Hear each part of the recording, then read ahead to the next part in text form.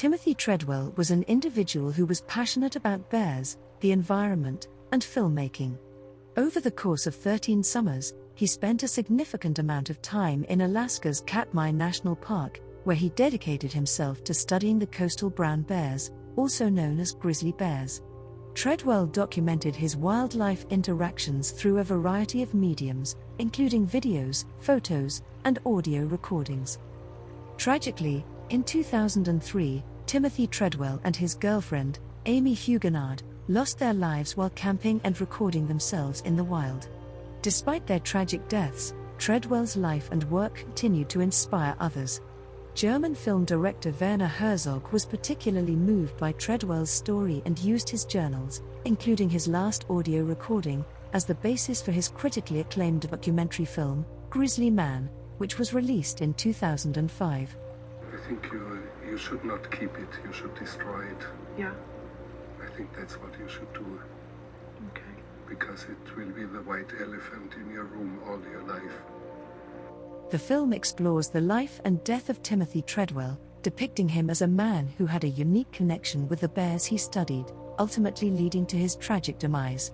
Treadwell's dedication to studying bears and his passion for the environment left a lasting impression on many, and his story continues to inspire those who seek to understand and protect wildlife. I beat your fucking asses. I protected the animals. I did it. Fuck you. Animals rule. Timothy conquered.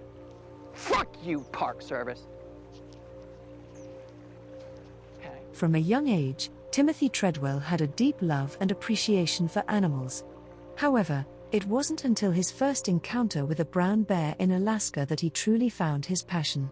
The experience ignited a deep connection within him, leading him to dedicate his life to studying and protecting the wild bears of Alaska. Treadwell's dedication to the bears was further solidified after a near-fatal heroin overdose in the late 1980s. He saw his recovery as a second chance at life and spent the next 13 summers escaping to the wild to study and name every bear he encountered.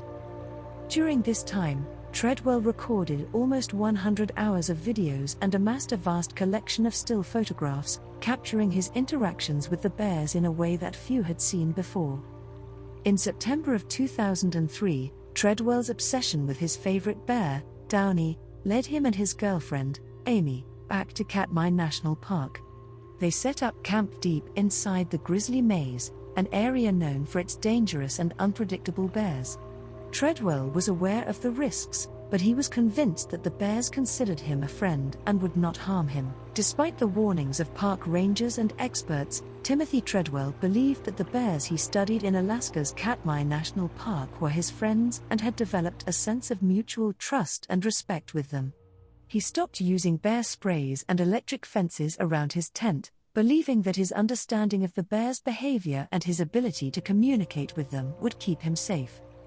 Treadwell's dangerous tactics for bear encounters had always been a source of concern for park rangers, who warned him of the potential risks. In fact, experts believed that Treadwell was breaking every park rule by getting too close to the bears, harassing wildlife, and interfering with natural processes. Despite this, Treadwell remained convinced that the bears posed no danger to him. According to him, the bears were his friends and trusted him implicitly. As a result, he became increasingly reckless in his approach to studying them, often getting dangerously close to the animals. In hindsight, Treadwell's methods for studying and interacting with the bears were highly controversial and dangerous. Despite this, his passion for the bears and his desire to protect them from harm continued to inspire many who seek to learn more about these majestic creatures.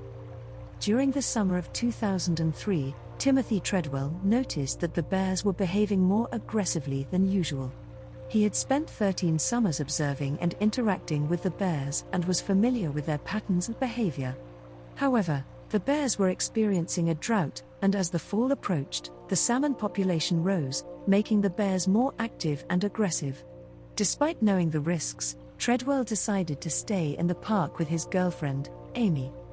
Treadwell had mentioned to his friend Willie Fulton on October 4 that every fish was running and every bear was there, and he believed he made the best decision of his life to stay. Treadwell's decision to stay in the park during the aggressive bear season, without using any defensive methods or bear deterrence, has been considered by experts as a reckless and dangerous move. Experts speculated that Timothy Treadwell might have encountered the notorious 25th Grizzly during his fatal camping trip. The term 25th Grizzly refers to a bear that is particularly aggressive and has a low tolerance for humans and other bears. Such bears are known to attack without provocation, and Treadwell had written about them in his book Among Grizzlies. During his trip, Treadwell and his girlfriend recorded their interactions with two large male bears whom he had named Demon and Machine. Treadwell's behavior towards these animals suggested that they could be 25ths, but he still attempted to befriend them.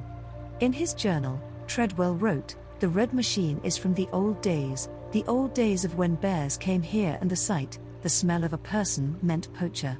How can I communicate to him that I am friend and all the rest are foe?"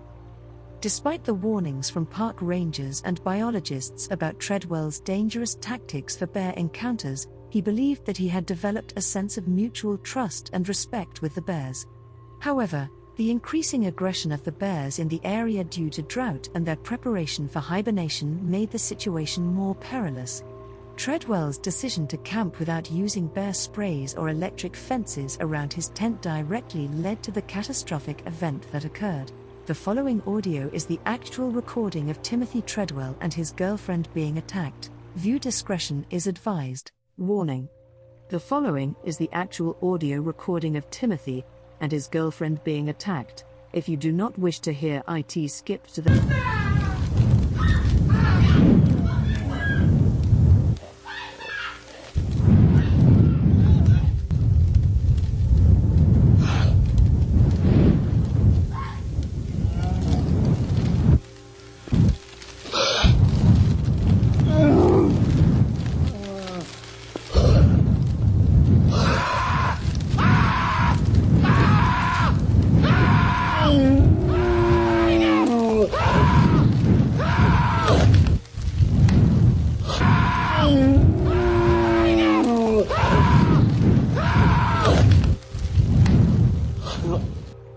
Earlier that evening, Treadwell had heard a bear growling outside their tent and went out to investigate while keeping his sound recorder on. The 6-minute audio clip ends there.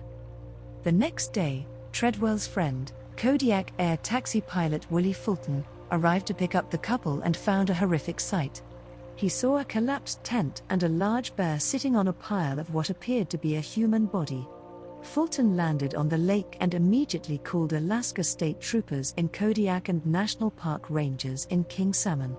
When the Rangers arrived, they discovered Treadwell's body parts scattered a few feet away from the camp, and Amy's remains partially buried under a heap of twigs and dirt near the torn tents. The park rangers were forced to kill a charging old male bear and another young one as they cleared the site of the couple's remains.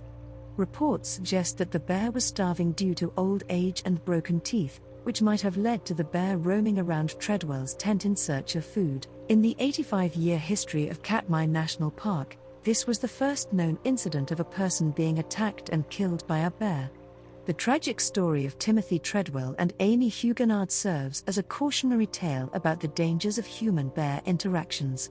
Despite his passion for bears, Treadwell's disregard for safety measures and park rules led to his and his girlfriend's untimely deaths. Their gruesome mauling by a 1,000-pound grizzly bear was a stark reminder that nature can be both beautiful and deadly.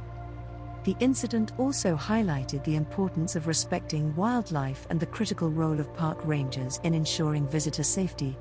As we continue to explore and enjoy our natural world, it's essential to remember that humans are not the only inhabitants, and we must take responsibility for our actions to prevent such tragedies from happening again.